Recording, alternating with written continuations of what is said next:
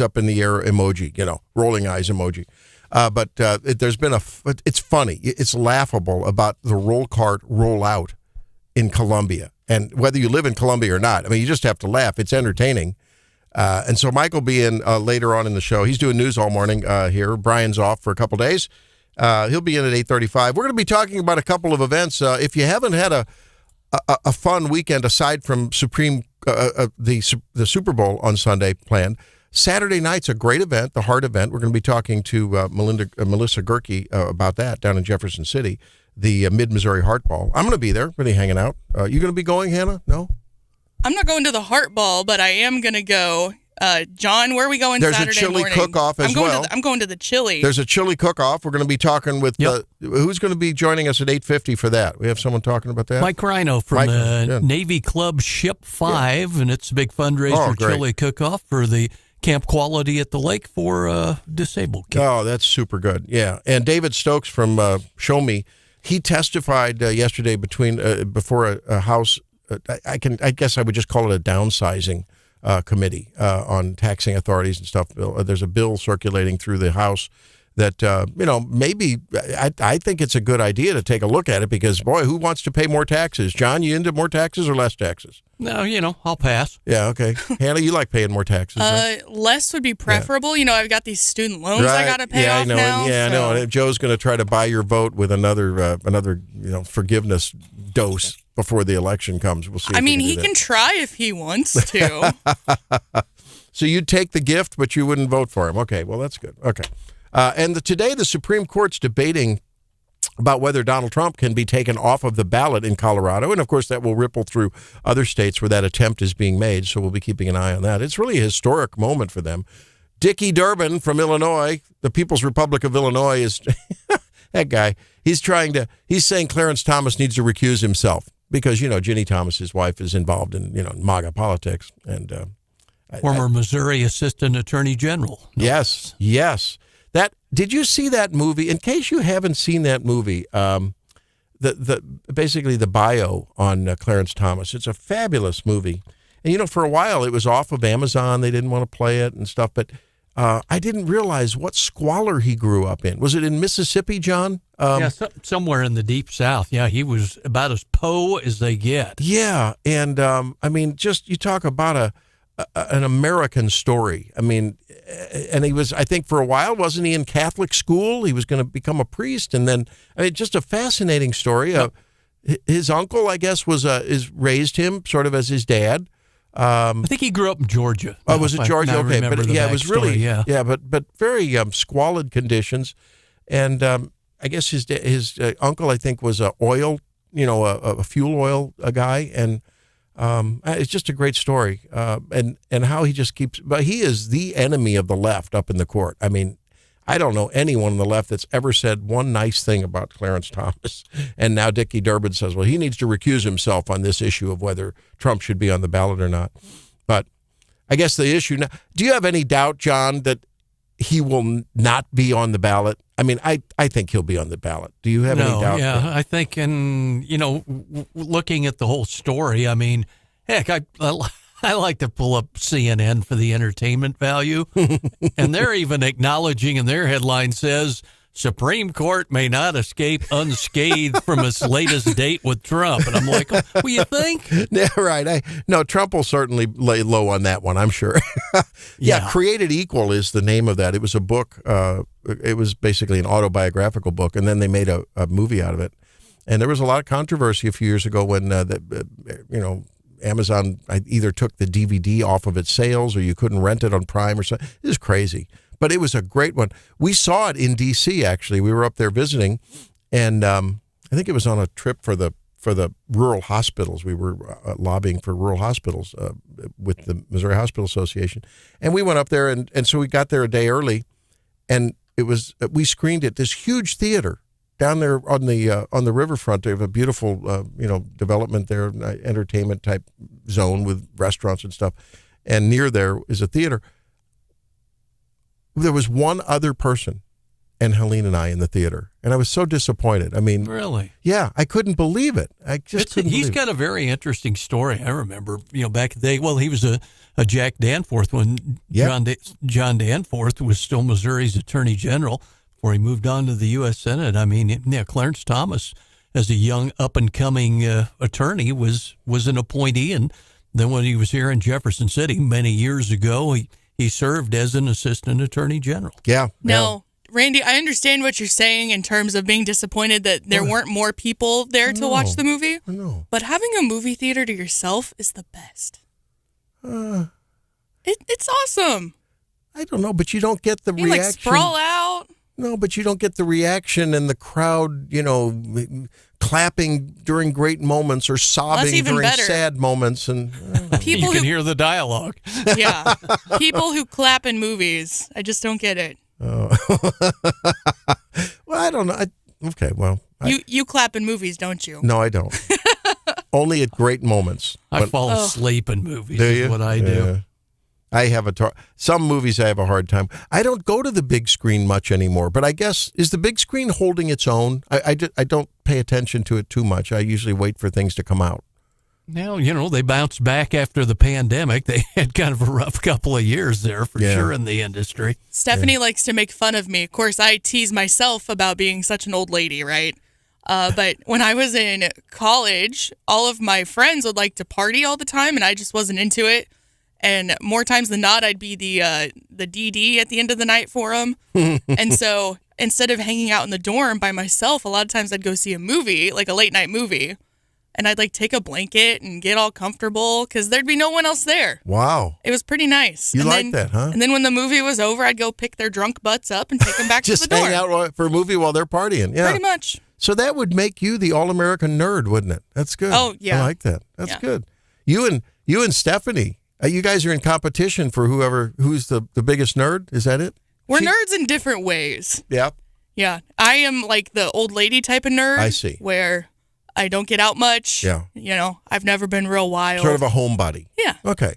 And she gives me grief because I'm 23 and I call myself an old lady, but But you wouldn't, Superfish, we can talk about her because she's not here, right? She'll be back Monday. Let's talk about Stephanie because Okay. she's not here. Okay. Let's. And you don't get that image of her as being a nerd because she's always out and about and jet setting here and she's going there and she's up in D.C. lobbying and then she's in Vegas and and so you don't get that. But I think intellectually she's just a voracious reader and she just like a sponge for information. well, and I feel like latest tech is all Yeah. Stephanie's Oh, all yeah. about. My goodness, yeah. Well, and I feel like the best example of Stephanie being a nerd, and I mean this in the most complimentary way possible, her 3 kids are so smart. Yeah. And they're little nerds themselves. Are they? And I always tell her that her kids are going to take over the world because they're just way smarter than I think I ever was at that age.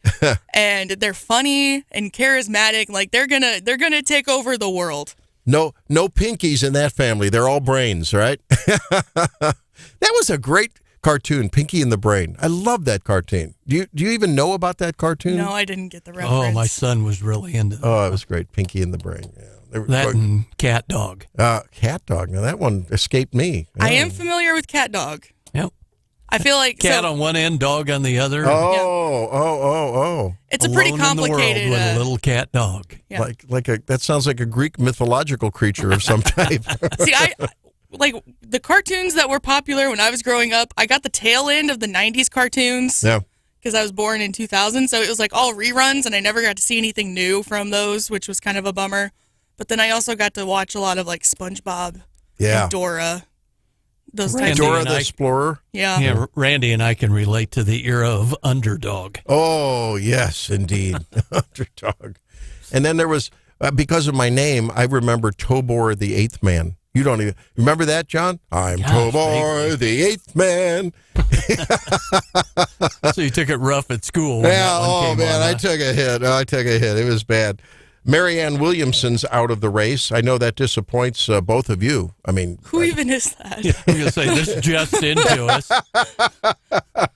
and Nikki Haley refuses to go down. She's just absolutely, she's still hanging in there. I don't think she'll drop out until she has to, basically. I think she's in it for the long haul. but she lost in Nevada to what was it? None of the above. I mean, hello. Well, and her quote was, "Well, we didn't spend 1 hour or $1." Yeah, right. Pretty obvious. Yeah, I don't know. I mean, I just and boy, I mean, if she gets whooped in South Carolina, which whether I don't know if she's going to get whooped, but all the polls are indicating she's going to get beat. How do you stay in the race? I mean, it just takes, to me, that actually gives her, doesn't that tell you something about resilience? I mean, the fact that she's still going to, despite taking all these beatings, she's still going to, keep on punching? Or insanity.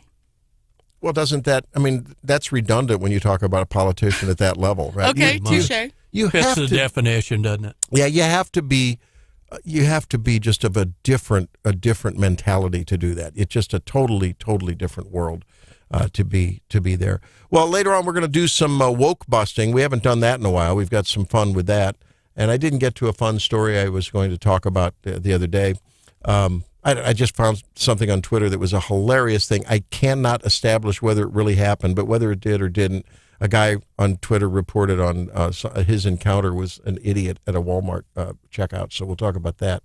And, not this. I know what this is. you know what I'm talking about? Yeah. That has that been recycled? I don't know. You saw it too. And John, you have a story up on KWAS we want to cover too later this hour about a little bit deeper dive into the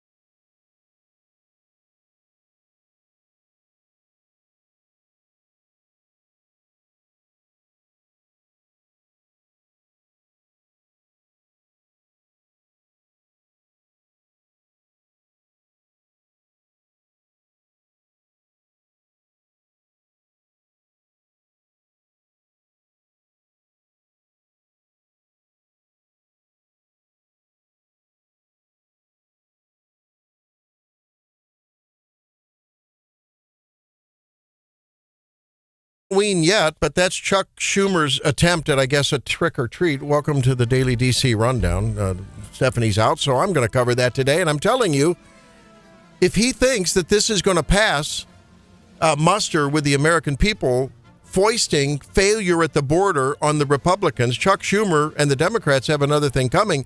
Yesterday, it didn't even, the failed, phony joke of a border bill that was foisted on us by Kyrsten Sinema and Senator Langford out of Oklahoma didn't even pass the first procedural vote in the Senate. There were several Democrats that voted against it. I don't think, John, they even got to 50 votes to move forward with putting it up to a floor vote, the content itself. So, yep. Look, okay, I count 4 items that Joe Biden didn't need a law to undo because Trump had done them. Okay, border wall, he halted within his first few days. The remain in Mexico, he ended that. He reestablished catch and release, which Trump had ended. And he limited deportations. John, as far as I was aware, that wasn't in response to any new statutes back in 21. The existing laws are there for him to just reinstate the Trump policies. You don't need any laws. Yeah, then the call we've heard from none other than, of course, the former president to go back to the drawing board. And many in the GOP, they're kind of factionalized over this, that we've seen, even with the Mayorkas impeachment vote that didn't fly. So Trump, Biden and Schumer and everyone there. Now, Schumer's new role now, his new play in the just implosion of a combined Ukraine, Israel, a little bit of support for Gaza, humanitarian stuff, which will only go to Hamas, combined with the border. What was that, 118 billion? Now he's going to roll it back a little bit, and now it's just going to be about aid overseas while we continue to ignore the carnage at the border and hundreds of thousands of deaths from drugs, predominantly fentanyl coming across the border. Plus, we've seen the violent crimes across the land, especially New York City. Assault after assault, and giving Americans the middle finger while we're giving them housing and health care and cell phones and what else, debit cards. It's never ending. Supreme Court could toss Trump eligibility dispute to Congress. We know that those arguments are going on today, will go on today. Historic election dispute. Justice Roberts has a penchant for not getting into these things and letting, quote, the people determine through congressional things. He doesn't want to get into politics. I think the question will be, is it going to be unanimous? We're not getting into this. Let the people vote, or, and let him be on the ballot. Or will, Sotomayor, some of the other liberals, will they try to somehow say that Trump should not be on the ballot? In places like Maine and Colorado and others, there's 25 or 30 states that have one or another thing up there. Marianne Williamson. All over the 14th Amendment and the insurrectionist angle. It all cycles back to that, doesn't it? And that was all Civil War era stuff. It has nothing to do with, with what happened on J6 at all. And Marianne Williamson Ronna McDaniel is pushing back on this reporting the other day that after the South Carolina primary, she's going to hand in her resignation. So she issues a statement and saying she assures RNC members that she's hard at work after questions about her future. Stephanie Bell's ready to step up, folks. I'm telling you, I think we need to say Stephanie for RNC chair. Why do you guys want her to leave us? I don't want her to leave us, but wouldn't that be it? Couldn't do both. Well, that's true. Selfishly, I didn't think about that. I want her to stay here. But it would be a great thing for her. It would be. It would be. And she'd do a great job because she'd bring sensibility and directing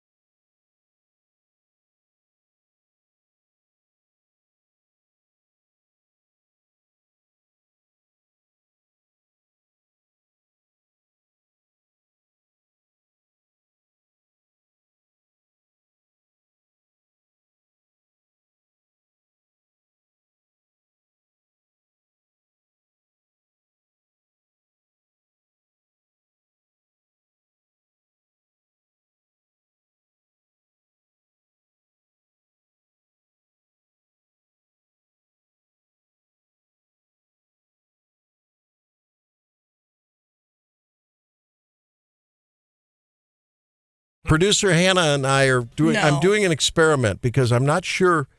I thought that I charged my iPad overnight. I exhaust basically every day 2 charges on the iPad because I'm furiously using it all day for either the office or the show.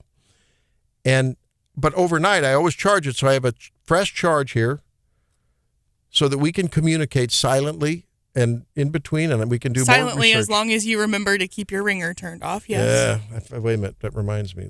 Oh no. Ringer off. Okay. Randy. And I had it plugged in, and it said it had the little lightning bolt in the battery, which means it's charging, correct? Would everyone agree?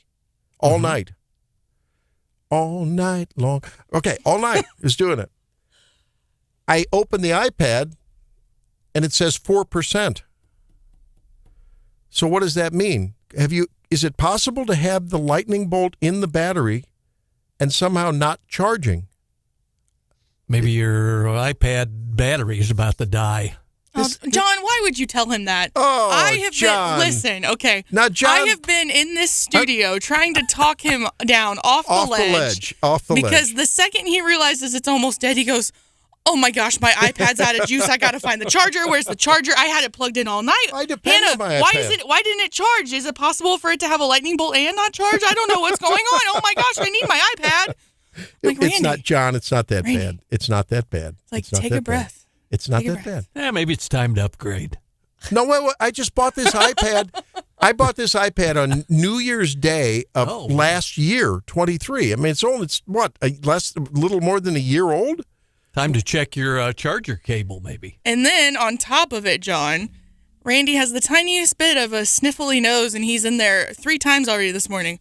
Oh, I hope I'm not getting a cold. Well, I don't like colds. I'm like, Physician, treat thyself. Plus, I was going to go and do a monster swim today at Ark. Mm-hmm. And when you have a cold, it's just harder to swim. So that's going to get in the way of exercise and, all the things good. Well, we're going to keep an eye on the iPad charge and see. I'm sure that the Wake Up fam is super concerned. I'm sure they care. Tinfoil hat, stand on one foot. But no, in the break, I started calling him Chicken Little because the sky is falling. Hurtful. That's hurtful. Have you ever heard of woke kindergarten? No. Well, out in nowhere else, but probably all are. In the Bay Area in San Francisco, there is an elementary school that paid $250,000 to a person named Kai Gross is her name. Akia Kai is her nickname, Kai, K-I, Gross. Woke kindergarten. And they paid her to bring a woke kindergarten into the classroom.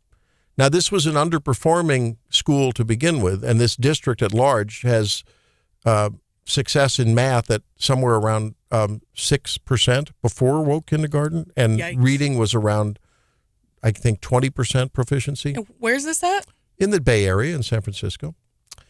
And I just want to give you a little insight into the person that they paid $250,000 to bring in woke kindergarten. Here's just a little bit of, her worldview. I believe Israel has no right to exist. I believe the United States has no right to exist. I believe every settler colony who has committed genocide against native peoples, against indigenous people, has no right to exist. I believe in a free Palestine, from the river to the sea. I believe one day Palestine will be free.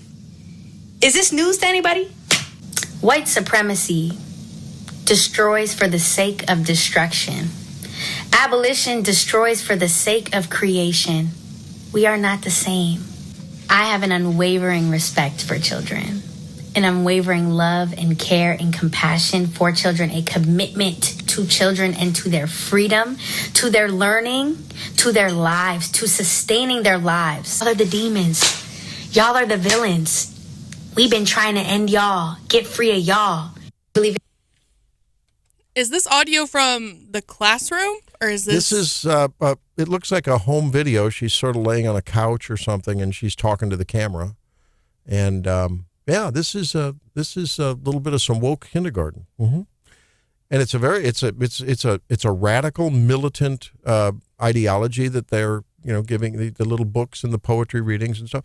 And I actually listened to some of her readings, the little videos to kids, and some of them were good, like get out and play and jump high and be the best you can be. And, so it's about 2% of it's probably reasonable and no one would object to it. But most of it is just hateful, racial, woke at its worst talk. And guess what happened to the scores after they implemented this out in the Bay Area in this particular district? I wonder. They went down. Yeah, they went down.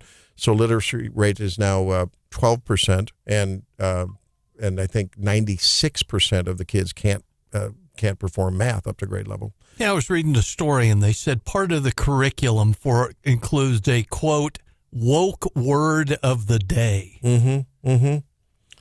Come on. I mean, it's just unbelievable. She talks about the Shirion Collective surveillance network. I don't know. This is just crazy. So it's something to think about. This is actually going on now. Do we have this going on to this degree in Columbia, in other jurisdictions that are within listening shot? I doubt it, but that there are people that are sympathetic to this kind of teaching, this kind of indoctrination, taking little kids who, if you ever watch them on the playground, they don't know one from another, black from white, from Jewish from Palestinian. They don't know. Unless, of course, they're taken to a drag show. Yeah, that's right. Which the school district had nothing to do about, even though 2 of its administrative members were on the planning committee for the city. Knew nothing about it. And we just have to keep our eye on it. Look, yeah, this is Bay Area, but remember how many things over the years have originated on either the East or the West Coast. We talk about it. People report about it. Nah, it's not going to affect us. And because they come from these higher educational centers of wokeness, which are now pretty much everywhere except for a few like Hillsdale and, down in Florida, DeSantis has really revised the leadership at the board level in the Florida systems. So, but with a few exceptions, a lot of these colleges, that's what kids are being taught. And I'm sorry, you're an impressionable young college student. You want to, after all, you're going to tend to be more progressive and liberal anyway. And then you have a professor who holds a lot of sway over your future, your grades, your performance, your reviews, your letters of recommendation. Is it any wonder that then the teachers that go out and end up being teachers, working up to administrative level, and in all of their professional development, where does the professional development come from? It comes from these very centers of wokeness. I don't know what they're teaching at the University of Missouri in the education department there. It'd be interesting to keep an eye on them and learn on what they're doing. We as taxpayers support that. We should know what they are being taught. Are they being taught that anything to do with this kind of nonsense, indoctrination, segregation? This is segregationist type of talk, right? This is racist talk. And how we could ever think that educated people, you wonder how educated someone is, John. How educated are you if you're endorsing racism as a remedy for racism? Just think about that. How illogical that is. Kindergartners. Yeah, and to kindergartners, no less. But even at the college level, I mean, this guy who's made buku bucks, Ibram Kendi, this guy's a joke. You listen to him talk, and it's like a Saturday Night Live, the word salad that they put together, Saturday Night Live skit. And yet that passes as high-dollar consultation at, again, levels that are highly influential on our entire public education system. We were talking with some friends last night. We were out with them, and I really think that there's a lane for churches, for families to get together and do homeschooling. Parochial schools have, I think, a role in this, in really putting the pressure by draining enrollment from our public schools until they shape up and just say no to this kind of stuff. Let's talk a little trigonometry. Let's talk a little chemistry, one of Hannah's favorite. I found out yesterday, biochemistry, one of Hannah's favorite topics. Right, Hannah? Kind of, sort of. As long as we don't get too deep into the science of it, we're good. I learned that. Hannah and I were talking a little ag yesterday. We had a really interesting ag talk. We'll have to continue that sometime. The other version of AI, right, Hannah? Yes. And Hannah, of course, has an agricultural background, but I didn't know you could really do an agricultural track and do a very robust agricultural track without doing, a lot of plant science and, how to raise, domestic animals and really know all about the biology. Botany and biology. And yeah, all so you those did courses, more of the business side, right? Yeah. Yeah, that's cool. You pick 3 emphasis areas. You pick 3? Yeah. Sounds like a restaurant. To build the general agriculture degree. And since I started out as an ag business major, before I changed my major, a lot of those carried over. So I did ag business and ag leadership and ag sales, I think. Yeah, that's cool. It's been so long. Yeah. Well, there's so many aspects to agricultural business, and it's so, you have to, to be a farmer or be anywhere in ag, you got to be, especially if you're a farmer, you've got to be a veterinarian, you have to be an engineer, you have to be a mechanic, you have to be a botanist, there's a million. Multitasker. Yeah, man, I tell you. Okay, more woke busting. The University of Wisconsin in Oshkosh, is holding a free leadership development program, except for straight white students. What? Did they say that part out loud? Yes. Wow. As I look at the flyers here. Is that not discrimination? Please encourage students that you interact with. This was to other professors, to the teachers, to attend the free Catalyst Leadership Program, February 10th from 8:30 to 4. We could go up there. Let's take a pilgrimage up there. At the Culver Family Welcome Center, Leadership Shape Catalyst, what? Focuses on leadership development for students, faculty, staff who self-identify as multicultural, Asian, South Asian, Hmong, Black, African American, Indigenous, Native American, Latino, AXE, Hispanic. Okay, what is WOMXN? Womixen? What is Womixen? What? Spell that again? WOMXN. Is that Latinx? Is that like is that the woman version? And with an X in it. Huh? And then I busted a gut laughing at this one. LGBTQIA2S+. Oh, good. You're reading it at 2020 level in both eyes, uncorrected. Okay, so is this an eye chart or what?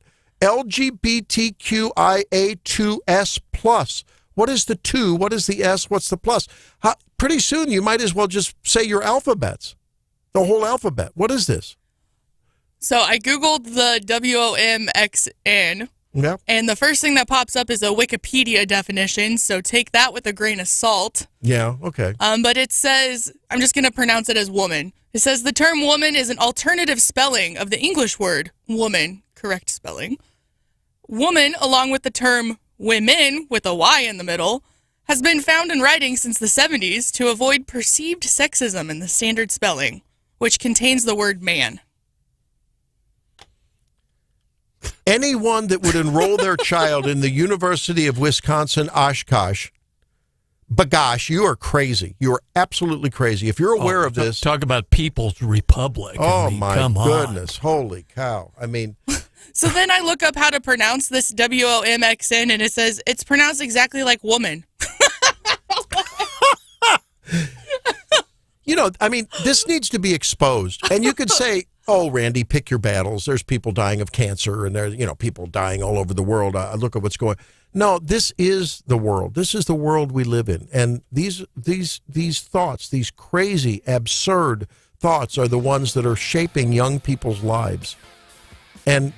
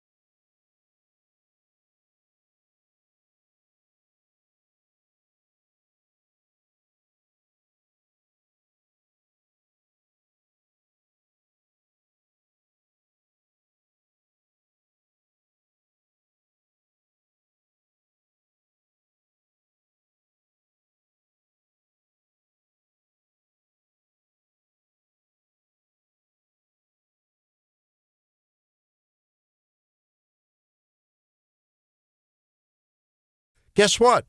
It's up to 5% now. There you And go. all you had to do was restart it. It was at 4%, and then now it's up to 5%. But I restarted, but that's not a big gain. We're going to watch this and see what happens. Are you doing play-by-play on your iPad now? Yeah, I am.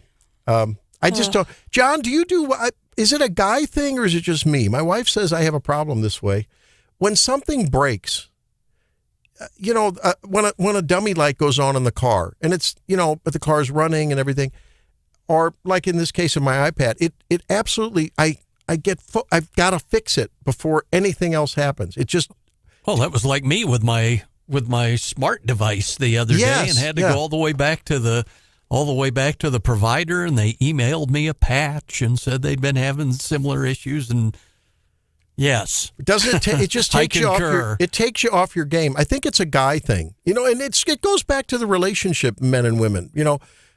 Women don't really always want things fixed, but guys just need to fix things because it's broken. That's my role. So I'm wired. I got to fix it. Well, the grief I've been giving you is more so over the fact that the second that something looks like it might possibly be going wrong. We're up to 6% now, by the way. Oh, good. You like start into a tizzy. It's not a tizzy. That's what I've been laughing at. It's not a tizzy. It relates to my obstetric training because when worst case scenario, right, you have to assume the worst, even though it may not happen. If you come in and tell me, Hannah, you have a pain in your one of the first, other than me, the first thing that doctors think about is, okay, what are the life-threatening, worst possible things it could be? At least that's what most of us are at some point early in that thought process, because we don't want to miss something that could be existentially threatening to the pure and chaste Hannah. But your iPad is not life-threatening. 7%. I think we're making progress. Thank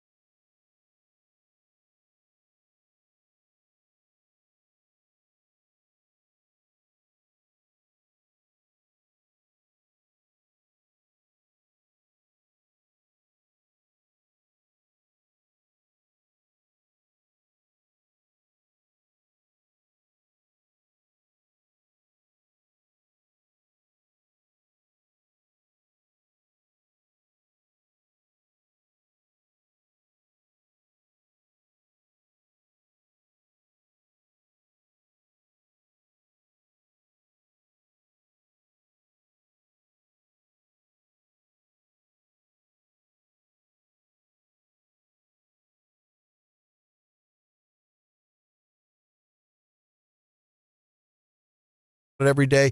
But the real work goes on in the committee, subcommittee level. And a little bit of that happened yesterday. And our guest, David Stokes, Director of Municipal Matters at Show Me Institute, gave a testimony. Right, Dave? Welcome to the program.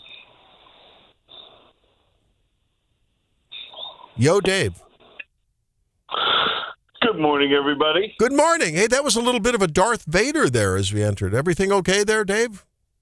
Everything's great. Good. Hey, so you gave testimony on a bill that has to do with, reining in government. And it was House Subcommittee, right? Tell us the background. Well, there was it's the type of bill that may not get a lot of attention, but it's important. And it was House Bill 2058, introduced by Representative Ben Keithley. And it's got a few factors to it we can get into. But the key one is it places limits on how quickly a city or county or any special taxing district can place a tax increase on the local ballot after it's already been rejected by voters. Meaning, if the voters of Columbia shoot down a new sales tax or a new property tax increase, the city can't just put one right back on a few months later. The same thing. Mm-hmm. They have to at least wait 2 years to put it back on the ballot. And if that sounds like it should be obvious, trust me, cities abuse this all the time. And I can give, and I will here in a moment, multiple examples where cities, once voters rejected a new tax increase, cities just put it right back on the ballot for them to pick again, as if the voters were idiots who didn't know what they're doing, and the cities are benevolently giving them an opportunity to change their mind and make the right decision. And this bill is really necessary because cities and counties and other districts, they abuse this, and it's time to put some limits on it. Was one of those deals, I think, is it state law as it stands now, David, that issues like annexation and all, if say a taxing district or somebody puts that on the ballot and it doesn't pass, can they come back down the road but with a higher percentage of votes they need to get it to pass over a simple majority? Is that on the books still? Well, I have for bond issues, right. You can depending on when you put it on, the smaller the election, the more obscure, for lack of a better term, the election, you can put it on for higher rates. But annexations, it's my understanding that, right, once somebody says no, you do have to wait before you ask them again for things like incorporations, annexations, et cetera. But with just simple tax increases, cities can put them back on and on and on again.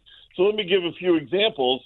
And the examples I cited in the testimony we submitted to the hearing yesterday, they're St. Louis County examples, but I assure you this is a problem statewide. So this is not just a St. Louis problem. This is around the state. So let me just give a few citations here. The small city of Velda City in St. Louis County, they've got a utility tax increase, which is just a sales tax on your utility bills. That's on the ballot in April of 2024. Voters have rejected this exact tax increase in April of 2022 and April of 2023. Yet apparently Velda City isn't listening, so they're putting it right back on the ballot this year. In the city of Northwoods, also in St. Louis County, they've had the use tax proposal, and the use tax, as your listeners probably know, is a sales tax for goods you purchase online or from out of state. They've had the same use tax on the ballot in April 2022, April 2023, and now April of 2024. The voters don't want it, but the city's putting it back on. Finally, a couple of years ago, the people of Maryland Heights, a larger city in St. Louis, they rejected a use tax in November, in the November elections, and the city put it back on the ballot 5 months later in April. I mean, it's just ridiculous how cities are, and this is around the state. Don't think of this as a St. Louis thing. Those are just the examples I found to cite for this hearing. So we need limits, and this 2-year limit on how quickly you can put a sales tax or a tax increase back on the ballot is a good one, and I think this bill is very worthwhile. There's another issue out there I know that you're intimately familiar with, and we joke that it becomes a kind of a company town kind of issue.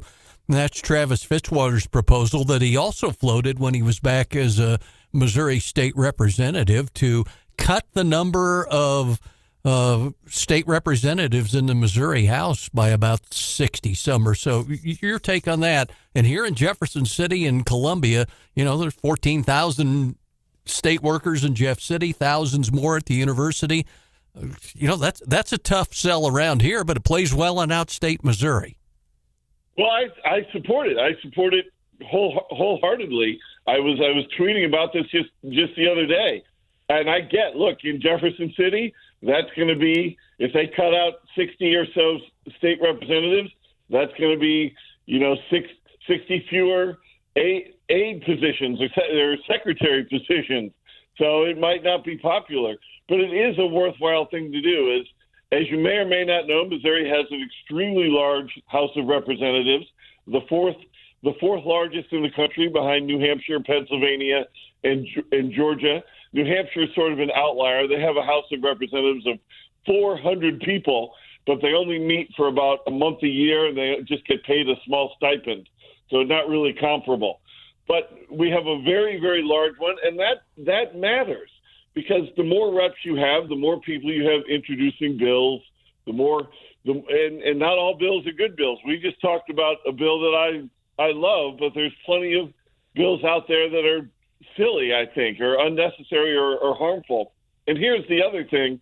There is evidence, and I've talked about it in Government in Missouri, a paper I wrote several years ago at showmeinstitute.org, that the larger a legislative body, the more it tends to spend, because you have more people seeking things for their own districts, more log rolling, more horse trading, and the like. Now, I'll be honest, the size of the body and the correlation with spending tends to correlate more with state senates and not state House of Representatives.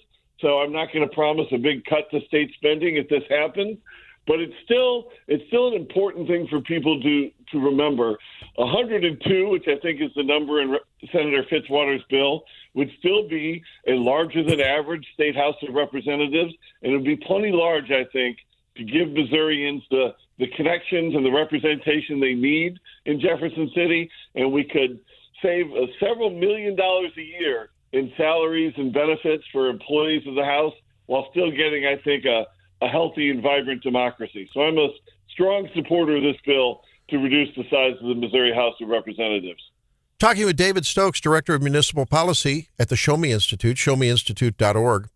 We were talking about this House Bill 2058 on local taxation. And as I was reading the bill summary, David, I noticed that it said that the bill requires that if the governing body of a municipality wishes to establish a sales tax by way of a proposed community improvement district, the ordinance must be approved by a 2/3 vote of the governing body. I don't know, that just caught my attention. What does that mean? Is a community improvement district a special type of taxing authority, or is some jurisdiction trying to do this and it's targeted at some community in southwestern Missouri or something? What's that all about? Oh, Randy, I wish it was only one community trying to do this. That would be wonderful if it was just one place. No, that's the second part of this bill that we talk about in our testimony, which is again available at showmeinstitute.org. And that's the explosion of community improvement districts, or SIDs, and transportation development districts, or TDDs, around the state of Missouri. These are special taxing districts which are just really growing like weeds, and weeds is too good a term for these things.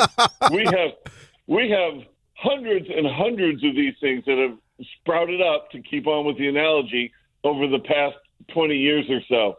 And they sound great. Who doesn't want community improvement? But in the vast majority of instances, these are just vehicles for corporate welfare. So many of these special taxing districts are built around just one or two parcels. They're tiny, and they're just somebody who owns a retail center or whatever just creates a new development, a new business development, creates the SID and the TDD to impose an additional sales tax on their own shops that people don't know about. People never know these things exist. They're so obscure. And these sales tax money, instead of going to public needs like taxes are supposed to, they're just given back to the developers to pay the cost of their development. Oh my gosh! It happens to pay for things like beautification or security or parking lots or new ingress and egress, to pay for things that until 20 years ago, builders and developers paid for themselves and incorporated through prices. The problem with that is that prices are public and people know what prices are. They can compare them to competitors. It's better, I guess, to put it on as a tax that people can't avoid, that's chalked on at the very end of the purchase and they don't even know is coming. So these things are really, this is why in so much of Missouri we have 10, 11, even 12% sales taxes in our retail centers, and because of these obscure districts. And the bill is attempting to put some limits on how easy it is to impose them. They're rarely done by a vote of the people. Wow. They can be. It almost never happens. They're just imposed by property owners themselves with new property taxes or sales taxes or whatever. Auditors of both parties have documented these things and found so many problems with accountability, transparency, conflict of interest, and the like. There's no oversight. There's hardly any oversight, and we need limits on these things, and this bill will provide that as well. So it's another thing that I was in favor, another reason why I was in favor of it. Wow. I mean, John, were you aware that kind of subsidizing what should be the cost of doing business and capital improvements in a development were being borne by, shoppers and without really, I imagine it's sold innocently, right, David? It's sold innocently to the governing body of the area, like the city council or whatever, right? Because they're like, oh no, we're just taxing ourselves. That's all. We're just taxing ourselves. Yeah, that's absolutely how they sell it. And sometimes you barely even need the approval of a local body. You can do some of these districts by just signature of property owners, which is often, again, Randy and John, one property owner. Oh. So they'll do a signature, then they'll do a court filing, and they can get these things established by courts for additional taxes. It's really way out of whack. There are a few good ones. I always cite the Lake Ozark Community Bridge, the toll bridge down there. Right. That's a TDD. That's a good one. There's that Isle del Sol Causeway down in Lake of the Ozarks. That's a SID, and that's a good one as well. So there are some good ones, but the vast majority of them, and again, state auditors of both parties have documented the many, many errors with these. And Columbia has them, a bunch of them. Springfield has a bunch of them. There's scores of them in St. Louis and Kansas City. Yeah. And you're seeing more and more of them throughout rural Missouri as they continue to grow there, too. So we need limits and stops to it. All right. Well, David, you're doing the heavy lifting of taking the deep dive into some of this stuff that's really impactful and very few people know about it. That's the kind of work that you and your colleagues at Show Me do. ShowMeInstitute.org. And this particular bill is House Bill 2058. So get in touch with your local, with your reps, ladies and gentlemen, and tell them that if you like what you heard, you're in support of that. You can learn more.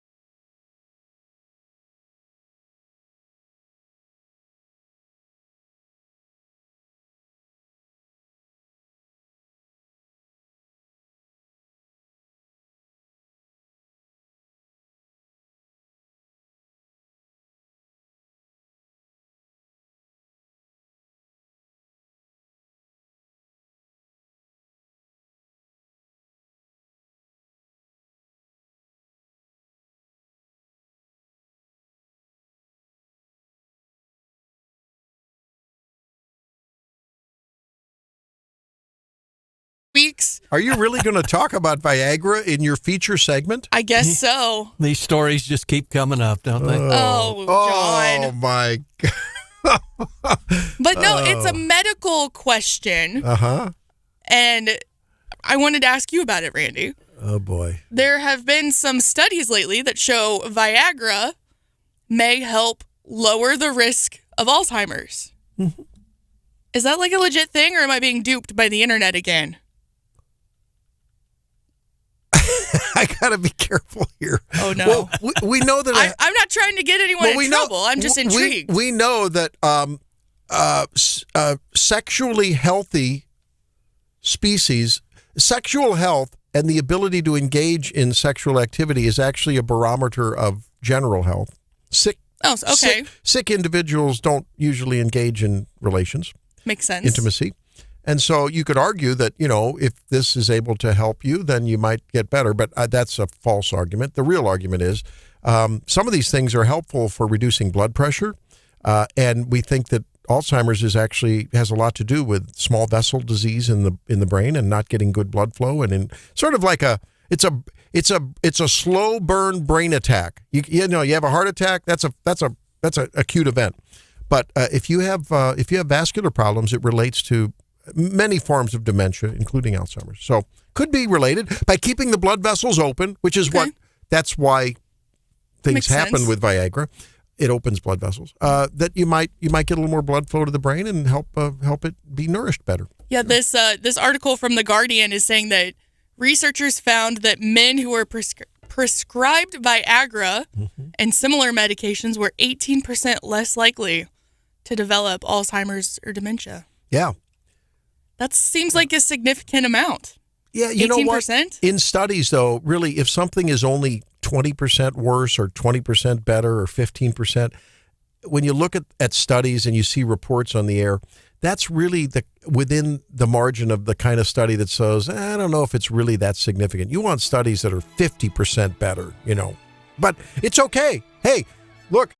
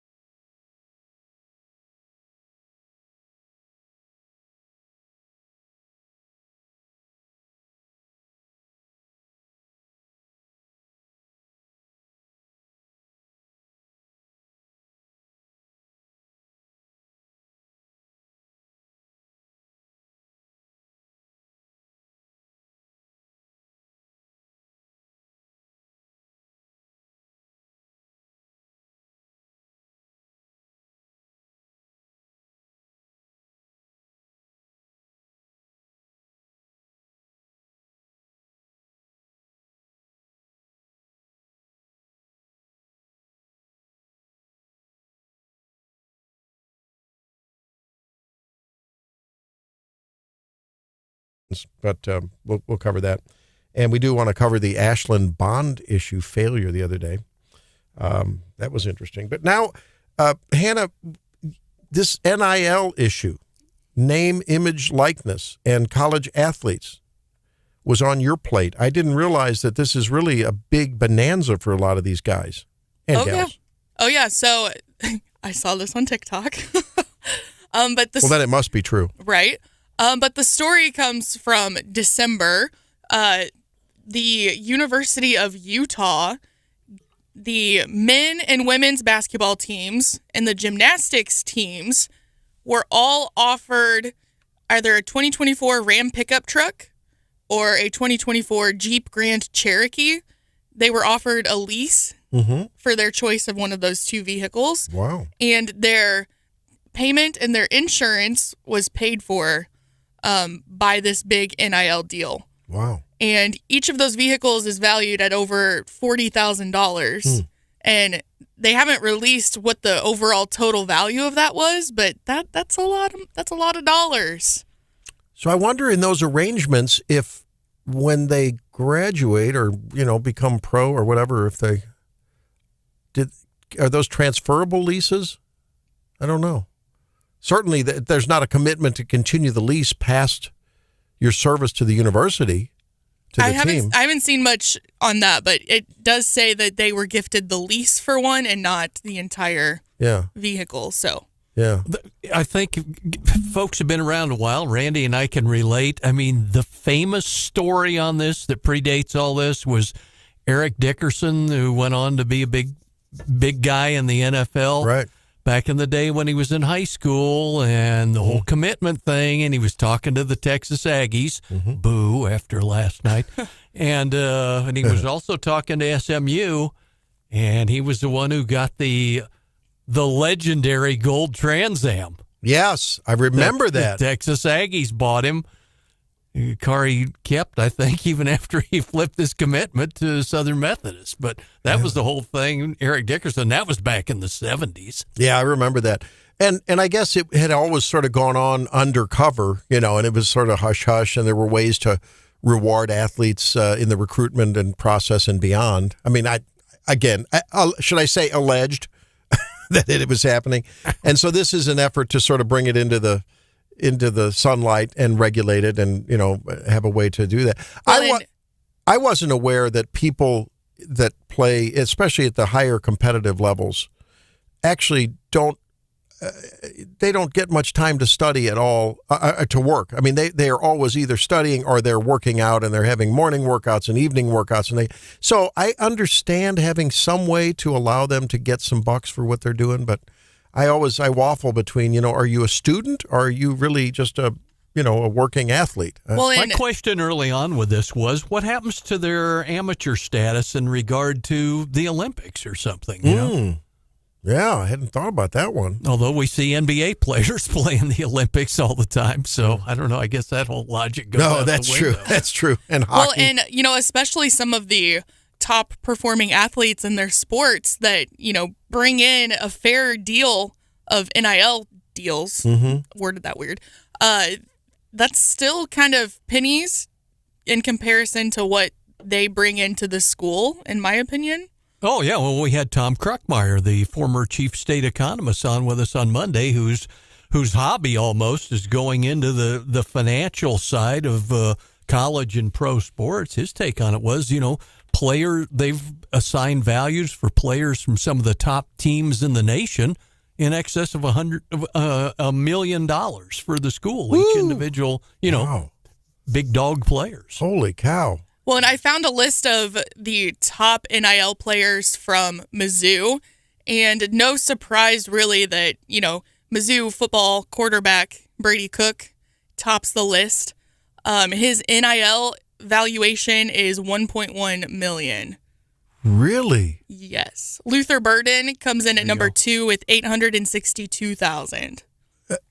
Is that total thus far, or is that an annual deal? Do we know? It says their NIL valuation. Holy cow. NIL valuation. That's an interesting term, isn't it, John? That could mean a lot of things.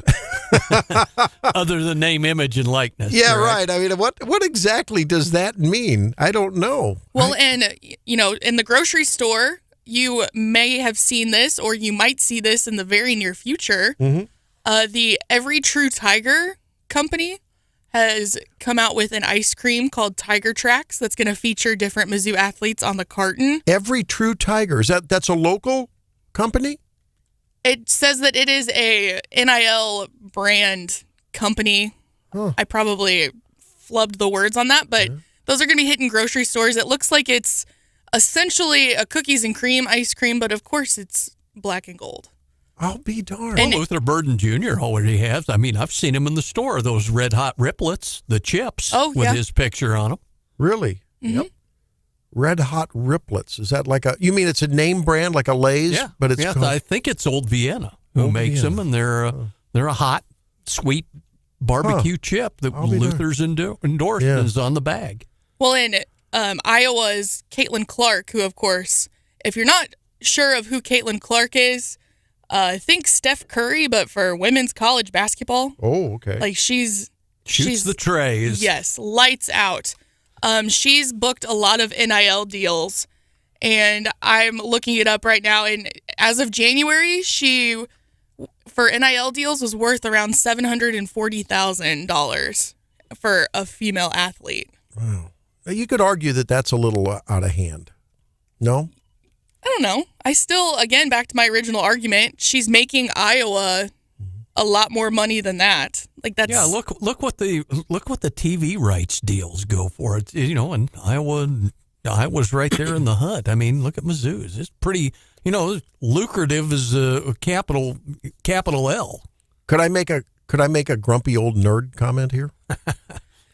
Even if I said no, you would do it. There's probably someone in the research lab at the Roy Blunt Next Gen, Research Institute who's working on the cure for Alzheimer's, cystic fibrosis, whatever, who's going to change the world and won't make any more than their $20 an hour stipend. I'm just saying. I'm just saying. I hear you. Is there too much? Is it fair? Is there too much emphasis on that kind of stuff and bringing that and emphasizing how important that is and incentivizing people to do that and be so committed to that when maybe they could be doing other things or in addition to? I don't know. Just saying. All right. So that brings me to the thought about Super Bowl coming up. We haven't talked much about that.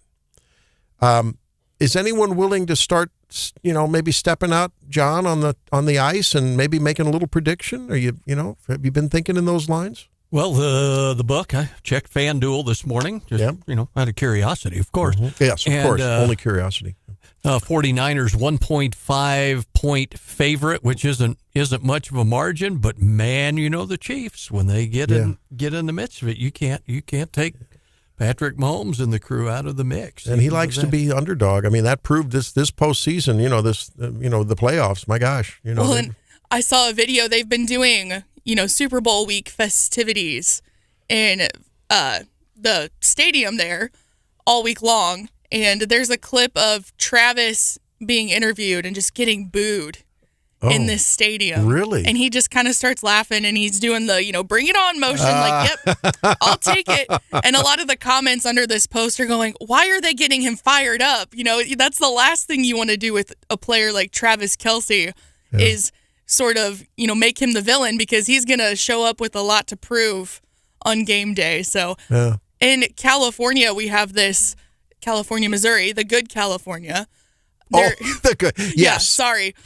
There's an electronic billboard in town. Yeah. And when it's dark, that thing lights up half the town. It's crazy. Uh-huh. There you go. But one of the ads that it cycles through is for a local realty company. Mm-hmm. And the ad just says, don't call us on Sunday. We'll be watching the Chiefs. And it has their logo in the corner. I thought that was cute. No open house today. Yeah.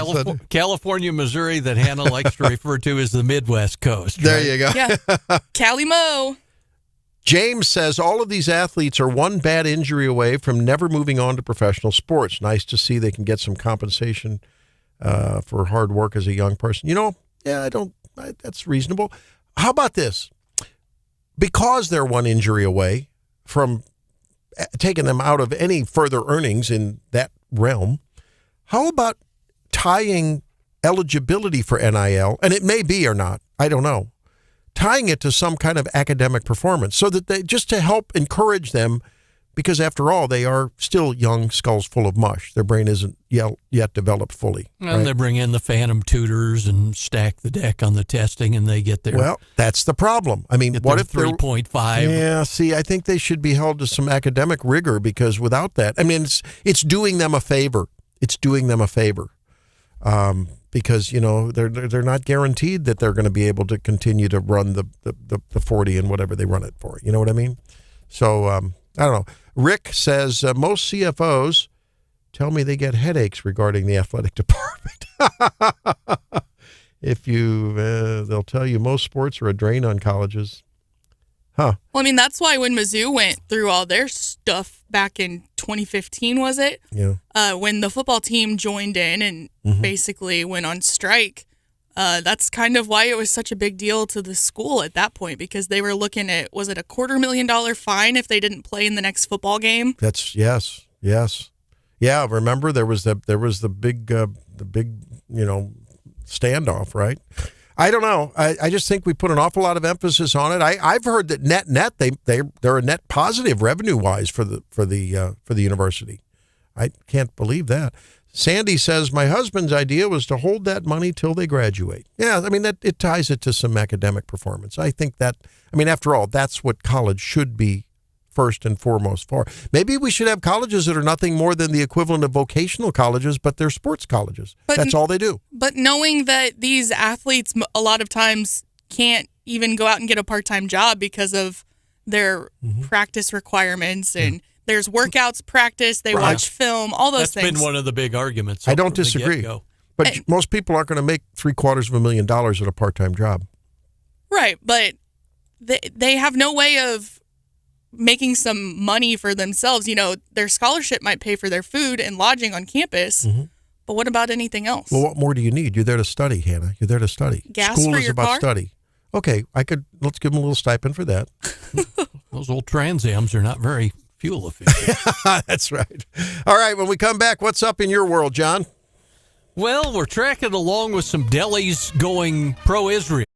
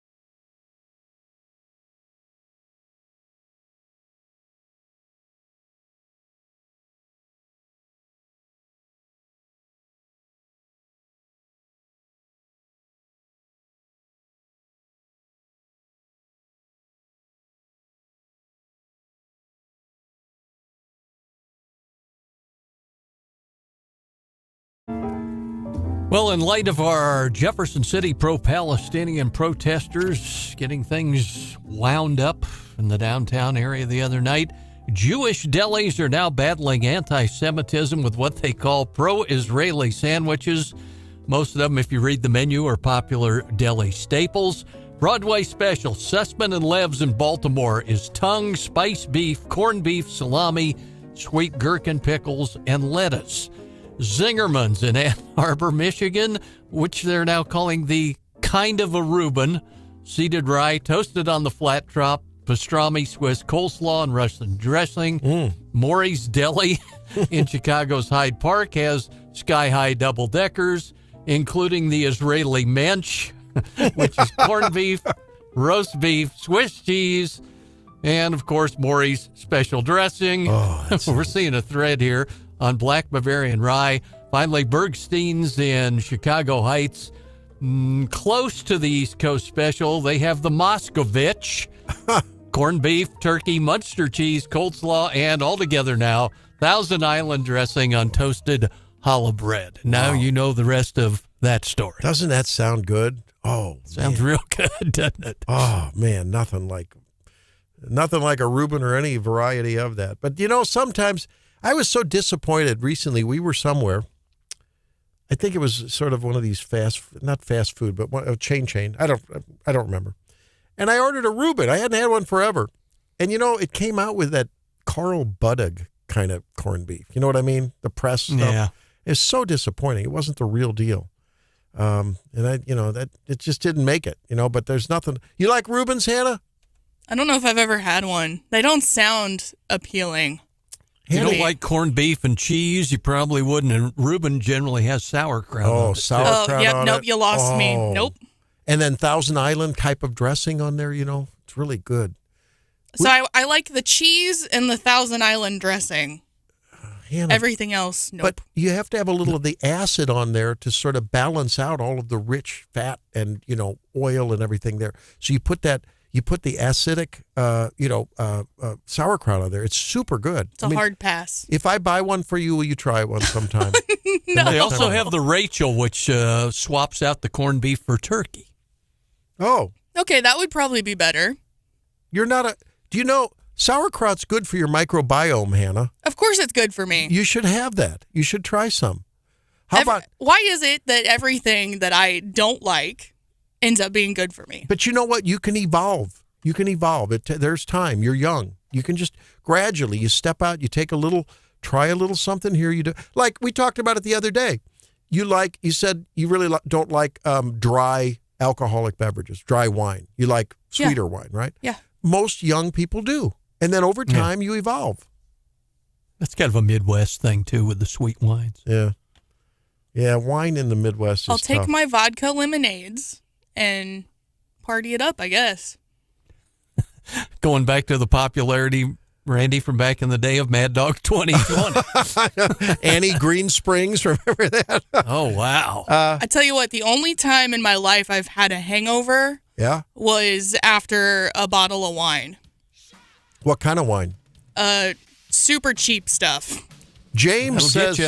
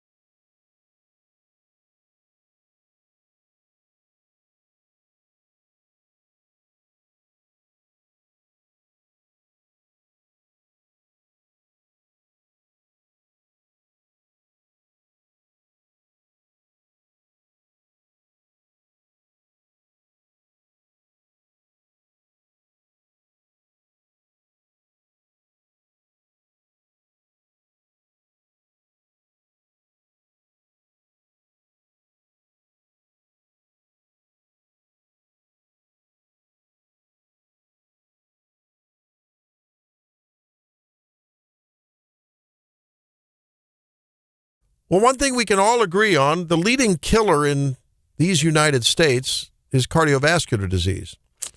The American Heart Association does one heck of a lot of work to try to help in prevention and treatment and supporting research and outreach for folks that suffer from it. And you can have a chance to help that effort Saturday evening. In fact, Saturday there's another opportunity that John will be talking about. Saturday could be a wonderful day to give back, pay it forward. We talk now with Melissa Gerke because there's the Heart Ball coming up, Mid-Missouri Heart Ball in Jefferson City. Welcome, Melissa. How you doing? Good morning. I'm doing great. How are you? Good. So I talked to you last night. You have a few tickets left, right? Good chance for folks to get involved and support heart research and everything. Tell us about the ball and what it supports. Sure. Yes, we do have some tickets remaining for the evening. So if anybody is interested in attending, they can reach out to me directly, or they can visit www.heart.org/Jefferson City Heart Ball. So the Heart Ball this weekend is the 33rd year for the Mid-Missouri Heart Ball in Jefferson City. We're hosting that at the Capitol Plaza Hotel.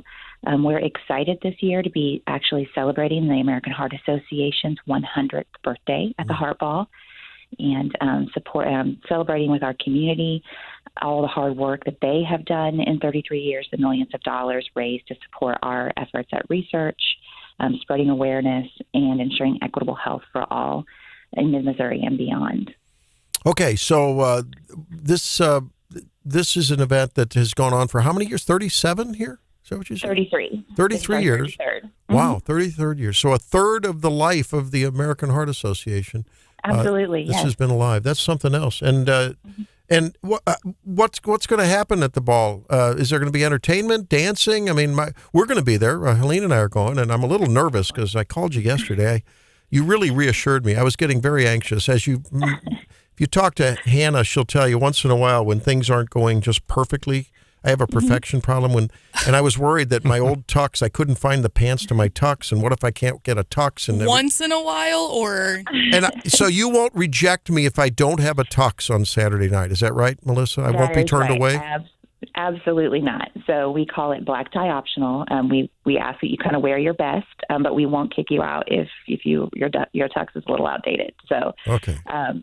So we will expect people to show up in their suits and gowns and dresses. We have a fun evening planned beginning at 6 o'clock with a silent auction. We have a cocktail hour.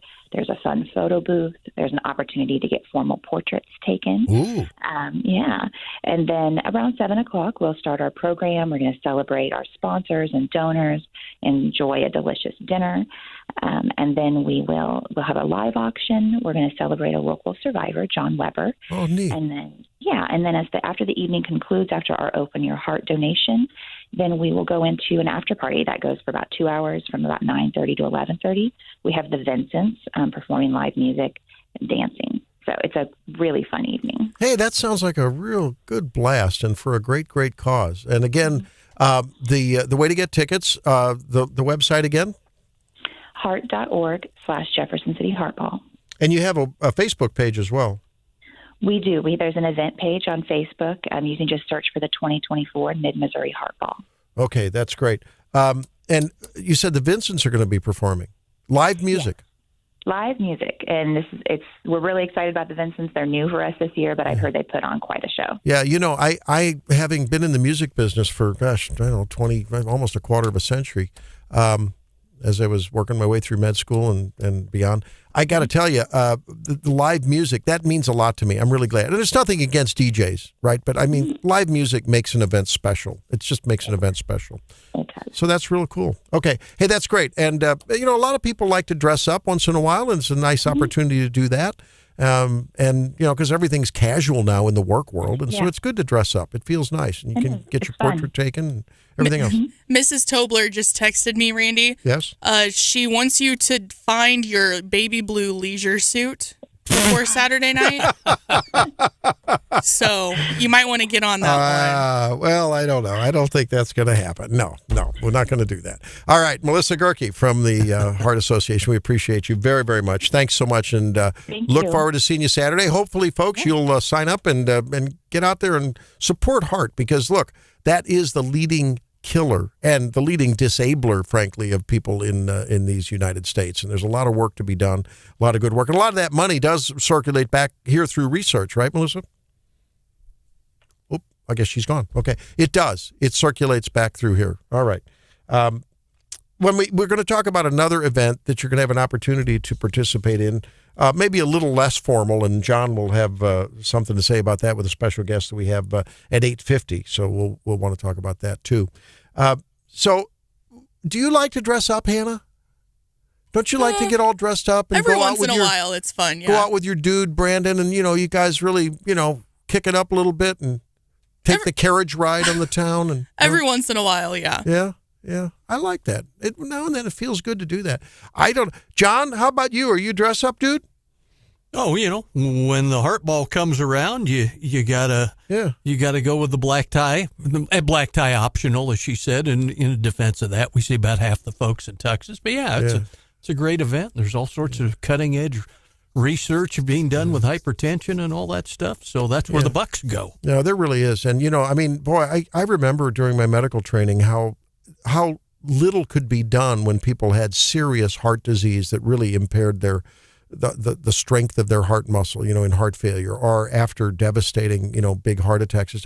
It's amazing the things that are done now. And of course, not to mention, a good doctor friend of mine had a near fatal heart attack several years ago, and hadn't talked to him in a while. He was practicing up in Ottumwa, actually, and God love him. I mean, he called me on an Easter out of the blue, having just completed his heart transplant. And, he goes around and talks to the importance of those human aspects of medicine, especially when someone has had that kind of a, almost life-ending event happen, and how doctors need to stay connected. And I just think of that a lot. And of course, all of that, much of that work ultimately has a lot of support from organizations like the American Heart Association. At any rate, so tomorrow is when we talk about the chili cook-off. Can we talk about it now just a little bit, Sure. John? Let's talk about it, because people want to do some planning. We'll have the guest tomorrow on Feel Good Friday, but let's talk a little bit about that. There's a cook-off in Jefferson City, right? Yeah, Navy Club Ship 5 annual chili cook-off that they've done for, 30-plus years, and all the proceeds go to send kids to Camp Quality at the lake, and that's the camp for kids who have some real health challenges and all, and it costs hundreds of bucks just to send a kid down there for the week or so during the summertime. So the Navy Club Ship 5 chili cook-off, open to competitors, both individual and commercial, gets underway about mid-morning tomorrow at Jefferson City's American Legion. We'll be out there live and cool, providing the PA services and all. And man, oh man, we've had some cutting edge chilies over the years. Wow. Some that were really good, some that were also rans, and some that were so hot we about had to have the ER doc standing by. Yeah, everyone has their opinion of what makes a perfect chili. Some like sweeter chili, some like really habanero style chili. Yeah.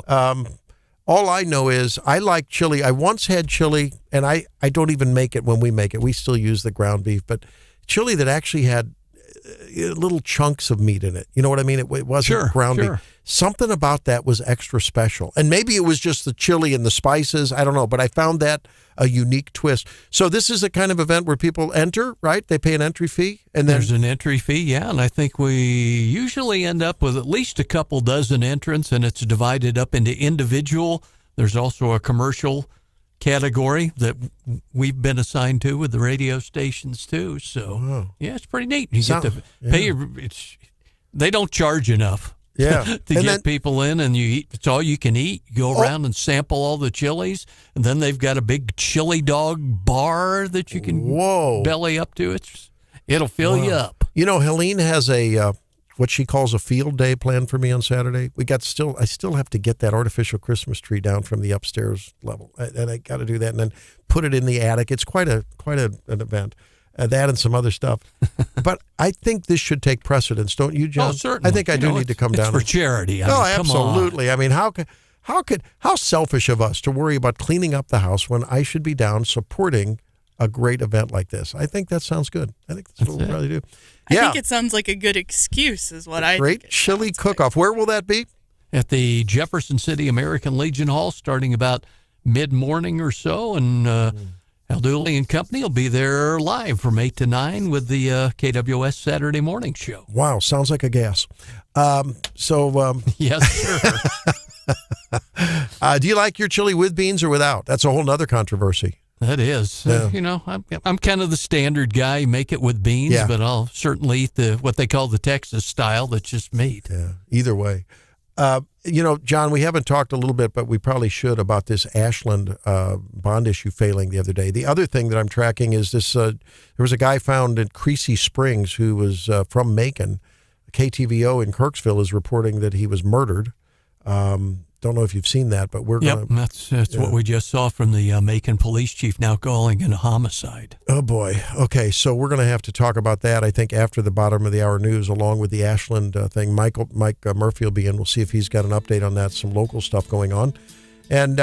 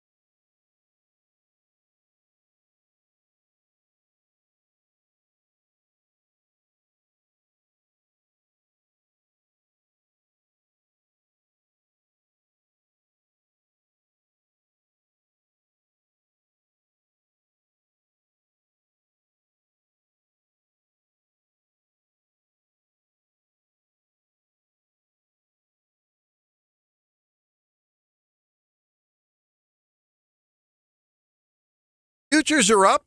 That's good. 38,800. Are we gonna push 39,000 soon on the Dow Jones? Well, now that you said that, probably not. S&P's down, though, on the other hand. Remember, the Dow Jones are just a few stocks, and sometimes it just takes a couple of winners there to overcome the others that are neutral or losers. So really, the S&P is the one probably to follow more in terms of your future, retirement and wealth management there. Oil keeps going up. This tension in the Middle East is going to have to flow through to the pumps. It's not been universal. We traveled just an hour and a half from Columbia into St. Louis last week. Things hadn't really skyrocketed then while they had here, so there may have been a little regional kick up, but I think we're going to see it all over the land here. I mean, oil continues to go up. Even in the good California, it's still only 260 something, and it's 290 here in Columbia.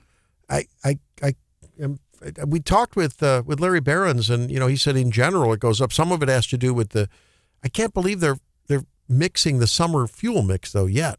I don't know. Maybe they're just anticipating it, and so they have to get ready for that. And I guess, John, they have to distill that stuff that they mix it with, right? So I guess they have to create that, which probably that's what they say every year. The summer formula is more expensive than the winter formula, and it's like, okay. The U.S. killed a militant commander in Iraq as part of this retaliation, and I think that plus Israel's rejection of the Hamas proposal. Hamas came up with a ridiculous proposal for essentially a long-term permanent ceasefire. And by the way, release some of the hundreds, if not 1,000 or more Palestinian terrorists that are held by Israel.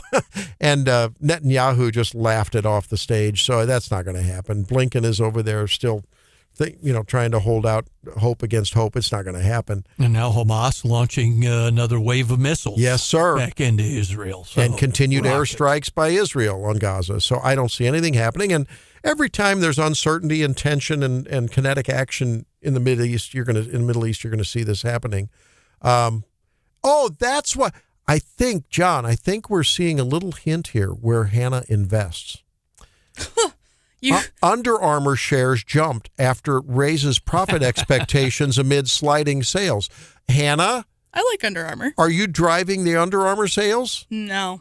I think it's Hannah and Patrick Mahomes. I think it is. And what about those Stanley Cups? How's Stanley Cup stock doing with Hannah? And yesterday, Jennifer Bukowski had her big Stanley Cup. And we now know for certain that my Stanley Cup does not have lead in it before anyone sends me an article. Yeah. We've been trying to explain her obsession with TikTok. We were thinking it might be a little lead from the Stanley Cup. We don't know. Not sure. But we proved otherwise. I know. Yep. And now I have 24 extra lead test swabs if anyone needs to borrow one, because I couldn't buy a smaller pack than 30. I didn't know you could buy home lead testing like that. Where did you get that? Amazon. Oh. Where else? Okay. Now, what about supporting local business?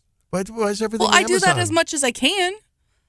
Well, maybe there's someone locally that has. Well, we've got the big Amazon distribution center, and that's default, true. That's Hannah's true. paying that employee on the truck to deliver the Amazon. I'm Thanks, kidding John. You. Yeah, we do some Amazon too. You're right.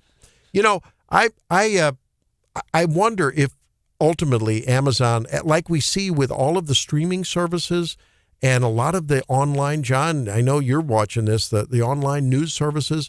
Do you feel that noose tightening as things grow and companies gain market share? They eventually take advantage of it, and it really then starts to hurt you. I mean, Amazon Prime keeps going up and up and up. You're having to pay for more and more things on, Amazon Prime Video that used to be free. Netflix keeps raising their price. Online media services have more and more paywalls. I just feel as though, like Netflix, like Hannah can relate to, for a lot of people, they just priced themselves out of the market. People pulled the plug on it that last time around. Well, and they cracked down on password sharing. Exactly. Which I totally had to eat my words, because I was on air going, they can't police that. Oh, they found a way. I got booted from my parents' account finally. Oh. But you know what's annoying? Every time I'm at the farm, just an hour north of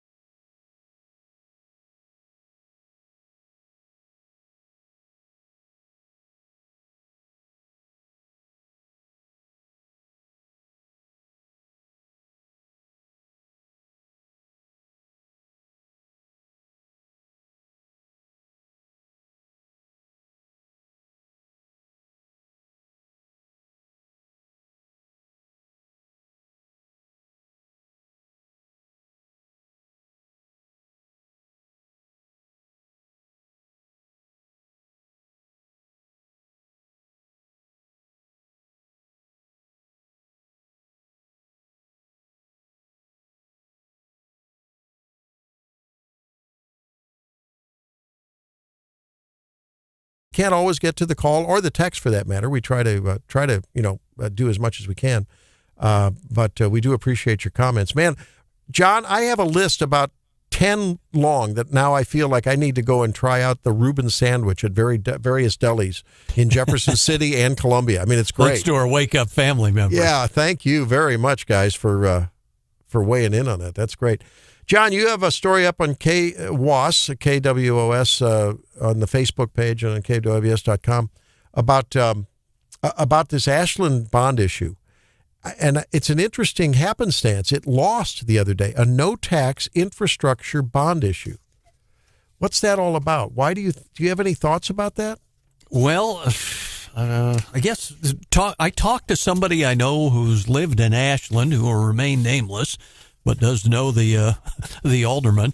And their contention with is that a lot of people, and this is just what the person told me, said a lot of the voters in Ashland say that the city has kind of played games, this is her words, not mine, that they've played games with sewer rates and using it to fund other buildings and taking the sewer rate revenue and put it into general revenue. And people there say every time they turn around, they would see their sewer bill go up. So that's why they were not supportive of this turnout. Like 8% of folks went to the polls, and the issue was to combine, I think, the $40 million for the bonds for both the revenue bonds for both Ashland City Waterworks and their sewage system, and it failed by 20-some votes. Yeah, and the turnout is never big in those elections, and general elections are where you get the big turnout for those kinds of issues. And you have a story. Oftentimes that's why they put them on there this time of year too.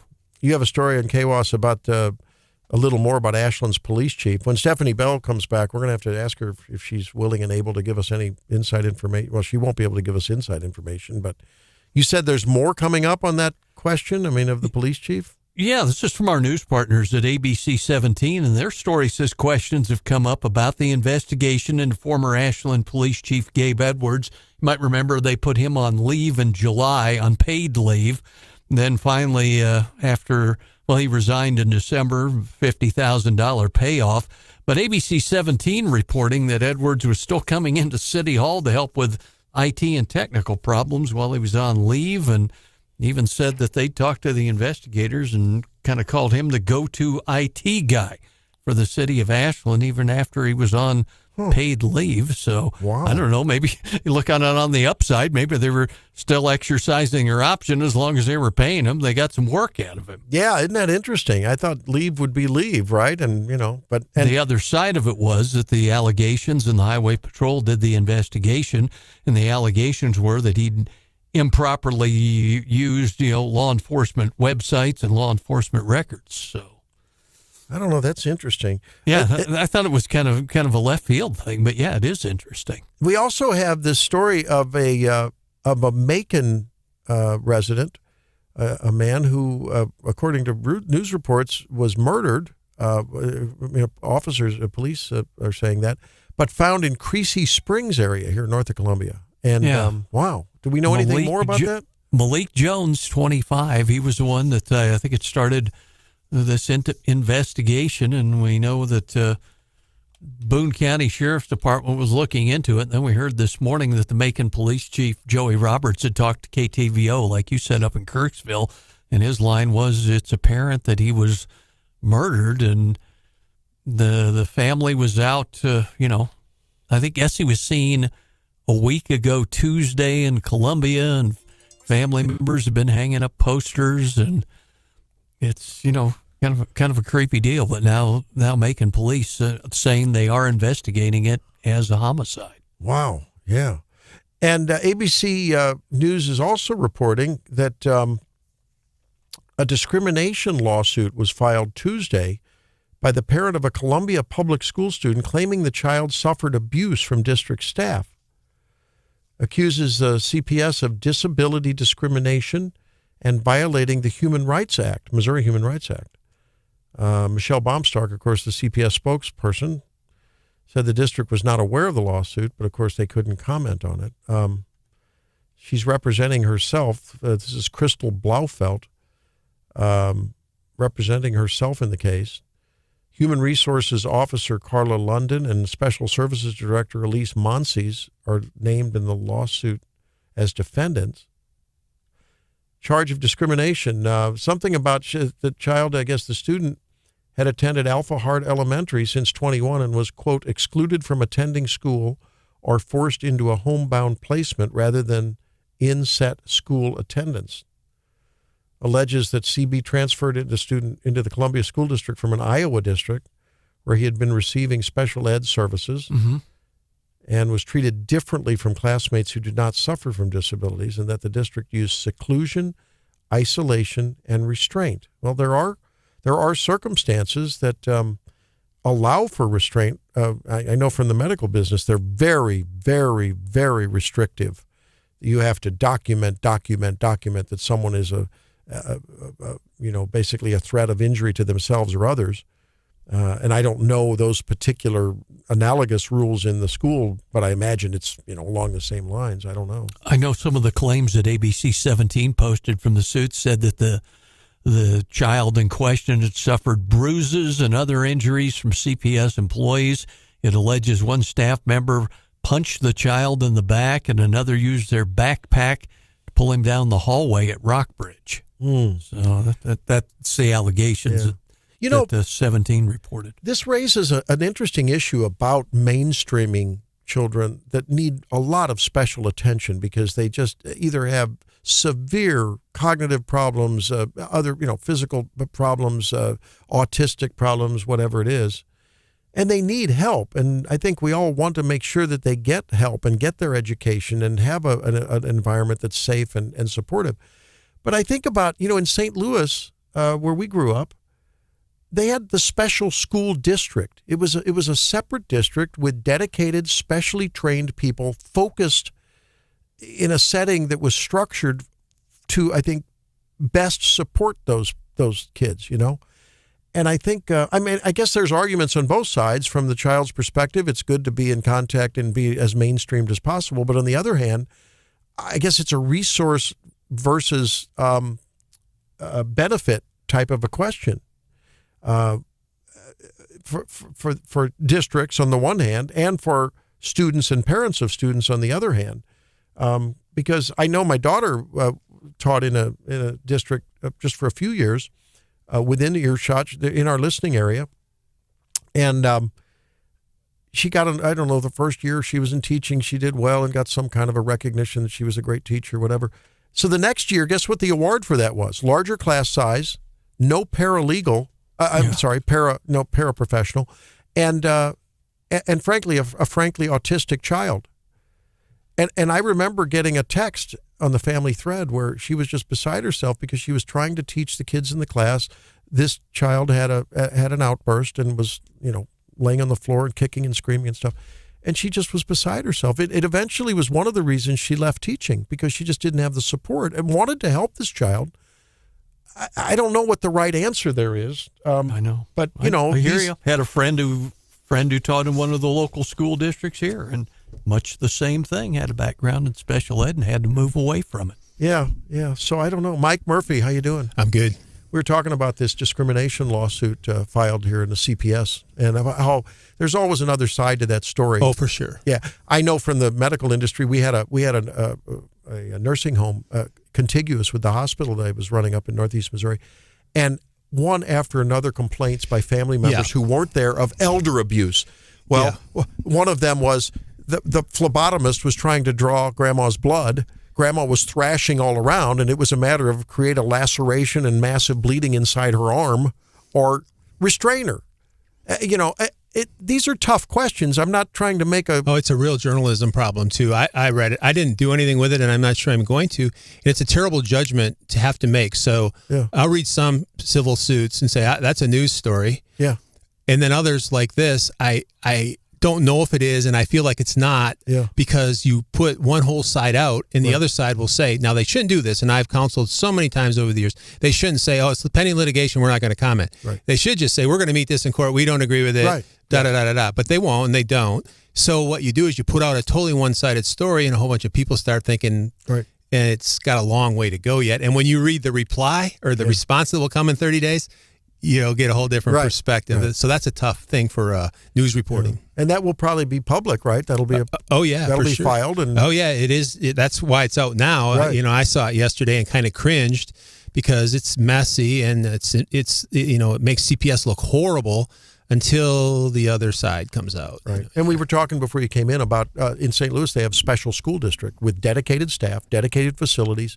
And the question is, do these kids ultimately actually do better when they have a focused environment? Or do they get enough benefit from the mainstreaming that it is really to their benefit? And what does it do, on the other hand, for the kids that then resources maybe drain? I don't know. I don't know the right CPS has answer. a school too, Yeah. and they've had plenty of issues there. But they do have a place for where more serious issues. But it's part of the current school board campaign. John Potter, one of the candidates, is specifically running on the idea that we have to move more kids out of the mainstream because they're just so disruptive that it's compromising the educational environment for other kids. Yeah, I mean, it's a pragmatic matter, and I'm not sure it's ultimately good for those kids either. For to have teachers that are teaching a mainstream situation to try to become special educators. Well, and think about for the teachers. I mean, oh my gosh. Well, that's Mike. Remember the lawsuit back in 2020 with the Columbia schools, where some parents alleged that their kids were kept in seclusion rooms, and one of them it was one injured. of the first stories I did launching Como Buzz. Exactly. They had them in boxes outside of this special school. It was horrific. I think that lawsuit's still kicking around out there somewhere.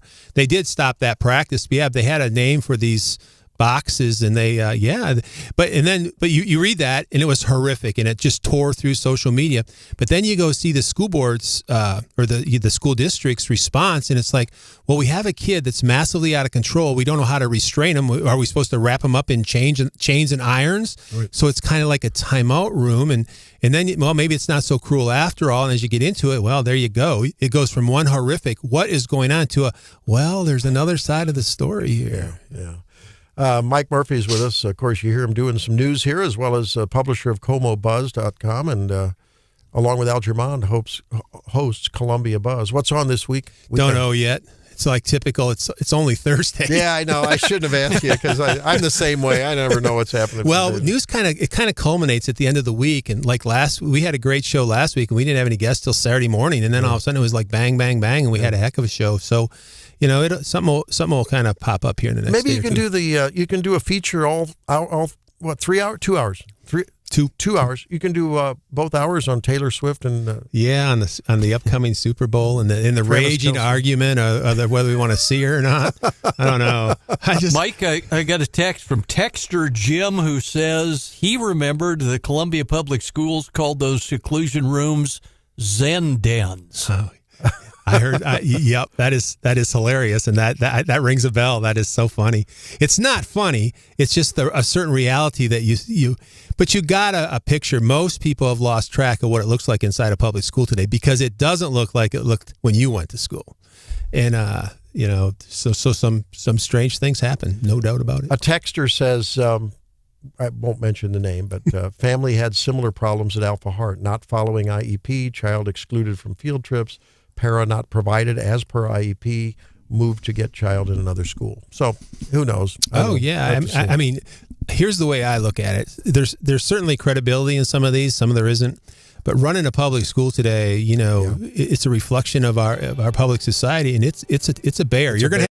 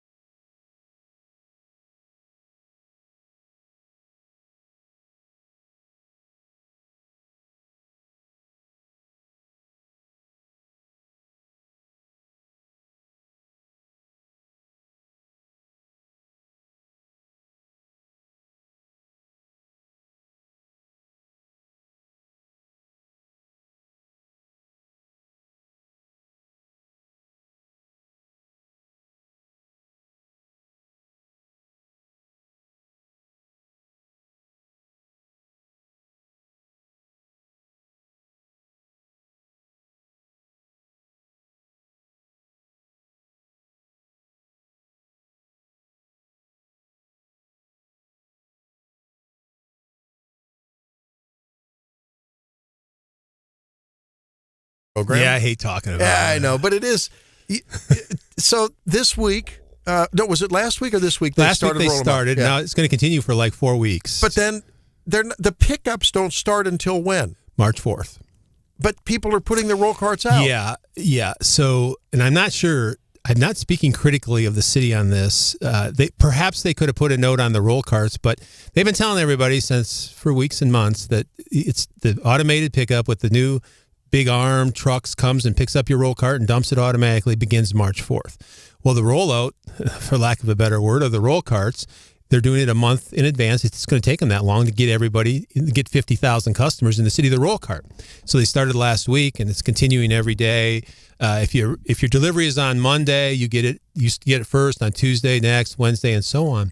But what's happened is the people that got them are widespread are putting their garbage in them and rolling them out to the road to get picked up. So now they're sitting there at the end of the driveway. Yeah. And the city can hardly really be. I'm thinking, are they going to bend and start picking them up out of the trash, out of the roll cart? But I don't think they will now, as I think about it, because number one, they got a month to go still, or almost. And also, a lot of people don't use trash bags. They just put garbage in the roll cart. Ooh. Yeah. Wow. And which is fine going forward. Okay. So it's a bit of a mess, which I expected. We all talked that it would be a mess because it's going to be a hard thing for the city to administer it in the best of times. They had no idea what would happen, and here's something that I don't think anybody ever really thought of out of the chute. and the city did really. I mean, this has been. It's really kind of a testimony to how out of touch people in widespread are with local government. That they get their roll cart and they just start using it.